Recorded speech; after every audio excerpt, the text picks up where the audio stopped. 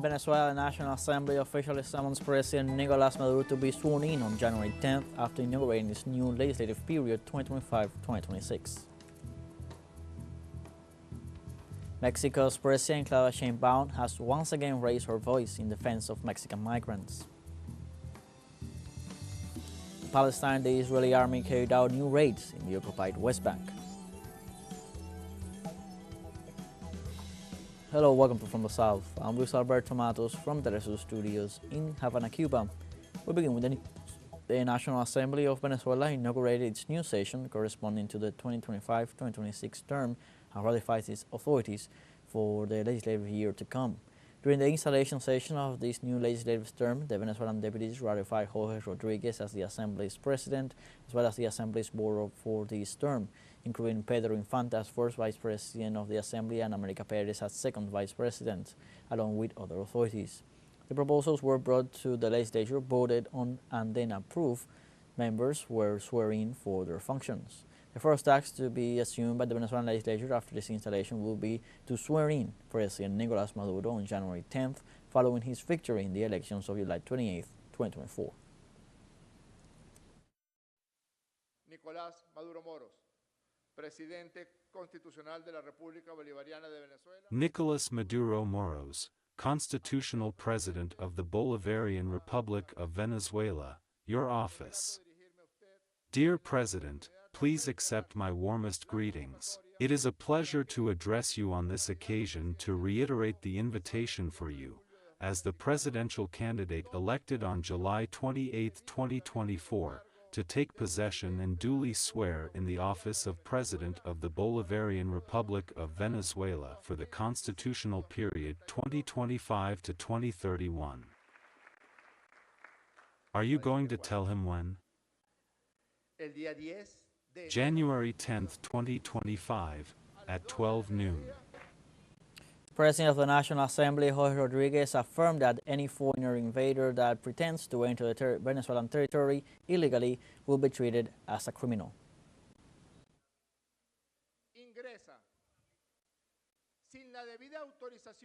If a foreigner enters the territory of the Bolivarian Republic of Venezuela without the proper authorization of the institutions properly qualified for this, that will be considered as an act of invasion, and as invaders any foreigner who tries to illegally enter the territory of the Bolivarian Republic of Venezuela will be treated as an invader. Venezuela is respected. We are respectful of international law. Nosotros somos respetuosos. Venezuelan authorities supervised the executive deployment for the January 10th inauguration of President Nicolas Maduro for the 2025-2031 term. Despite being a routine operation that is part of the protocols of important political events for the country, sectors of the far opposition tried to distort it. However, as explained by the Minister of the Interior, Justice and Peace, Diosdado Cabello, it is an obligation of the state to guarantee the security and peace of all citizens in the country. During a supervisory tour of the capital, Caracas, the minister in charge of internal security ratified that this is a routine operation that also takes into account the presence of foreign guests.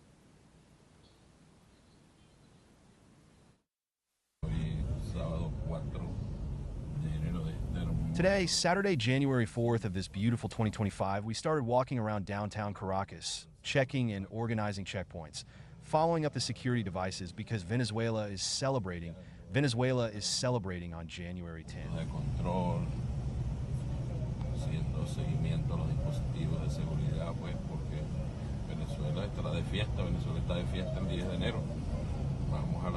We're going to the swearing in of President Nicolas Maduro, and international guests are coming to our country. We have to guarantee security at all costs for this event. Some people from the opposition get nervous when they see the police forces, when they see the military forces in the streets. They have reasons to get nervous.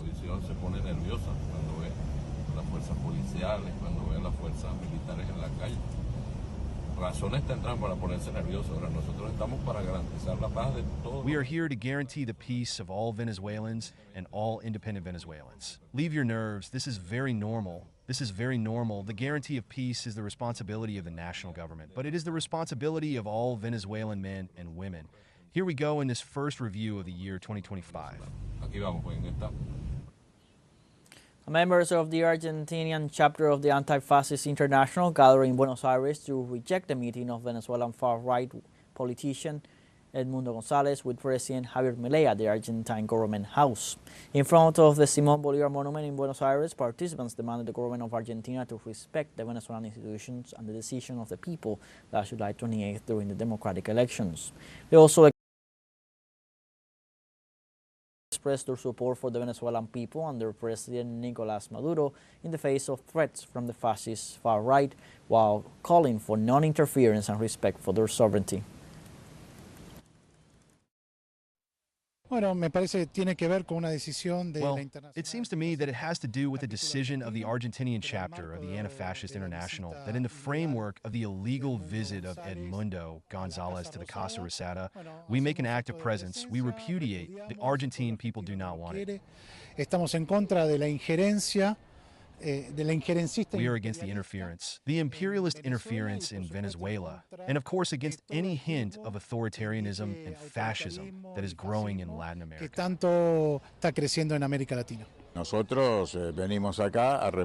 We have come here to repudiate their presence, and this is a way of expressing our solidarity with President Nicolás Maduro, the true winner of the democratic elections that the people of Venezuela carried out. Y por otra parte, venimos a expresar nuestro respaldo a todos los países. And on the other hand, we have come to express our support to all the countries that are suffering from measures, sanctions or unilateral coercive measures, as Venezuela is suffering, as in the case of Nicaragua, Cuba and other countries in the world. So it seems to us that this demonstration that we are making today comes to continue with this mandate of solidarity with the Bolivarian Revolution and to repudiate the presence of this subject. We now have a short break coming up, but first remember you can join us on TikTok at teleSUR English, where you'll find news in different formats, news updates, and much more. We'll be right back. Stay with us.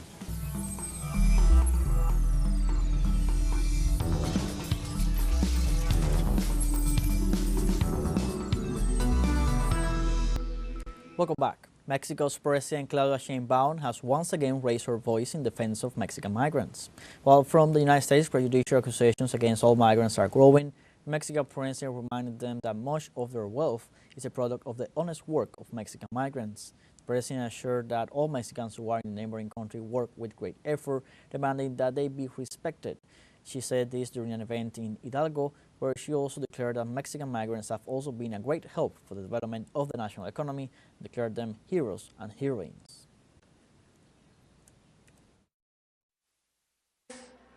Héroes y heroínas que buscaron. Heroes and heroines who sought to make a living elsewhere, and who this year, just look at the fact that they sent back to Mexico and their families close to $65 billion in remittances, the highest income in dollars that our country has ever had. Es el ingreso más alto en dólares que ha tenido nuestro país. Así que no tenemos más que darles las gracias y decirles a nuestros paisanos y paisanas que están en nuestra mente. So all we have to do is thank them and tell our countrymen that they are in our minds and in our hearts, and that we will always defend them, because we Mexicans are a hardworking people who work here in Mexico and also in the United States, who help the national economy but also help the economy of the United States, that they are heroes and heroines of the country, and that Mexicans deserve respect, here in Mexico and there in the United States and anywhere in the world. In other news, in Ethiopia, evacuations of citizens continue in the northeast of the country after an activity in the volcano of Mount Tofan. According to risk management, steam eruptions have been recorded at the volcano since Thursday, causing cracks in the main roads and damage to various residential infrastructures. Experts assure that the steam emissions do not necessarily lead to volcanic eruption, but authorities issue an evacuation order for inhabitants of the adjacent areas as a precautionary measure. And in Austria, Chancellor Karl Nehammer announces that he will resign as head of the Austrian People's Party and as head of government following the failure of negotiations to form a coalition government. The announcement was made through a video posted on Nehammer's social medias, where he announced that he will resign from his position as Chancellor and as head of the Austrian People's Party. In this regard, The Chancellor declared that several attempts were made to reach an agreement. However, after meeting with the Social Democratic Party, he stated that it was not possible. He also assured that the negotiations with the Social Democratic group were terminated and would not be resumed.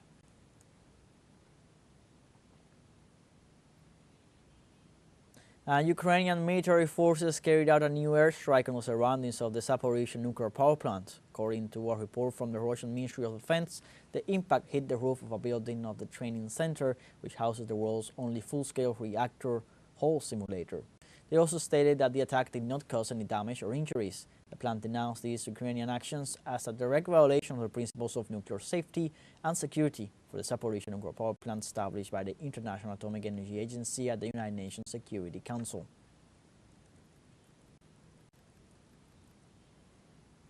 We'll have a short break right now, but first remember you can find more news on YouTube, where you'll have our special broadcasting, interviews, and all our programming. Hit that subscribe button and activate the notification bell to stay up to date on everything happening around the world. We'll be right back.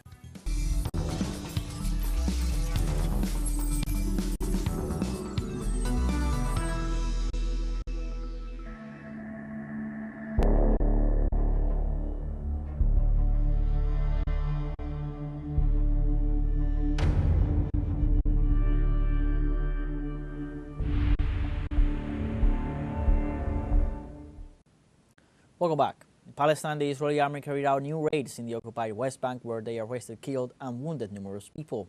The Red Moon Society denounced that the Israeli military prevented the arrival of ambulances to treat the wounded people. Meanwhile, the Tel Aviv occupation assaulted the city of Nablus and wounded 4 citizens with gunshots. In addition, the Israeli armed forces arrested 16 people during the military incursions in the West Bank.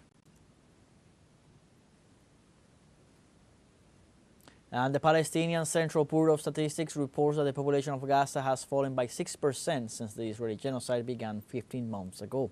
According to the Bureau, some 100,000 Palestinians have fled the enclave, while more than 55,000 are believed to have died, of which only 45,000 have been confirmed dead, more than half of them women and children. Another 11,000 are unaccounted for or under the rubble, according to the Palestinian Health Ministry. In a statement, the office condemned the brutal Israeli aggression against Gaza, which has destroyed lives, buildings, and critical infrastructure. And also in Palestine, more than 45,800 civilians have been killed by Israel in its genocidal war against the Gaza Strip. According to the Palestinian Health Ministry, the Zionist forces committed 5 massacres against families in the coastal enclave during the last 24 hours. Actions that resulted in the killing of 88 civilians and injured 208 others. The health agency warned that both figures could be even higher due to the fact that many of the victims are trapped under the rubble of the infrastructure destroyed in the bombardments. According to the balance sheet, the Israeli aggression, which began in October 2023, has so far left a total of 45,805 dead and 109,064 injured, as well as thousands of missing persons, mostly children and women. And the Union of Palestinian Journalists denounced the ongoing crimes of the Israeli regime against members of the press that resulted in the murder of 10 local journalists last December alone. The genocidal operation carried out by Israel on Palestinian soil perpetrated 84 violations and crimes against press workers. Most of the deadly attacks and aggressions took place in Gaza. 5 of the deaths occurred in a brutal attack on a mobile unit broadcasting live. The report also notes the murder of families of 8 journalists, destruction of the homes of 3 of them, and the kidnapping of 20, all of which occurred in December 2024 alone. And the Israeli government has again ordered the repression of demonstrations calling for the departure of Prime Minister Benjamin Netanyahu from power and the return of the hostages alive. Tel Aviv, the epicenter of those demonstrations, experienced scenes of great violence when thousands of people remember hostage Larry Albach, who, in a video released by the Palestinian resistance, directly accused Benjamin Netanyahu's government of inaction while asking to accept a ceasefire agreement. In Jerusalem, in the vicinity of the Prime Minister's residence, demonstrators also said that, like thousands of Gazans, their relatives were dying of hunger, thirst, and cold.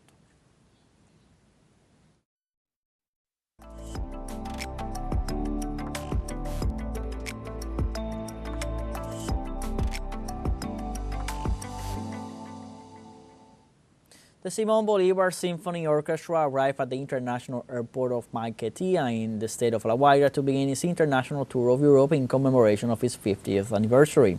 Around 120 Venezuelan musicians will tour several European countries as part of their international tour, visiting Spain, France, Germany, and Belgium. Each one of the artists that make up the Simón Bolivar Symphony Orchestra will be ambassadors of peace, taking the musical talent achieved throughout the years to an international level. In this sense, the orchestra will offer a repertoire composed by works such as Mahler's Symphony No. 3 and Tchaikovsky's Fourth, as well as Venezuelan pieces with the popular singer-songwriter Jorge Glem.